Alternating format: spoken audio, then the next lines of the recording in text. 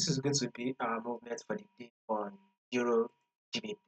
So if you are yet to subscribe to the channel and you've not done that yet, make sure you do want to click on the subscribe button.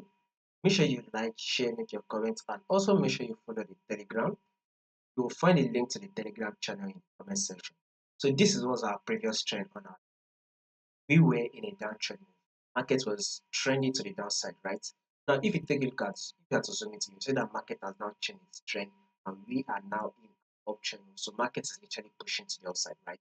Now, this is the high that market did give us, which is an high. And here comes the higher low. Market was able to now give us a new higher high, right? Push up to give us a new higher high, taking out this previous high. Then here comes the higher low. Now, markets have been able to push up one more time again to give us a new higher high. Then here comes what? The higher low, right? This is the higher low. So our next movement on EURGBP should give us a bullish move that should form a new higher high, thereby taking out this previous high. So that a bullish move, what we are going to be expecting on our EURGBP. Now, let's zoom it out. Let's zoom it in rather. Now, if you to go to your 4-hour time frame, we'll be able to alight this key level whereby market has been rejecting from multiple times. So we should expect market to push up.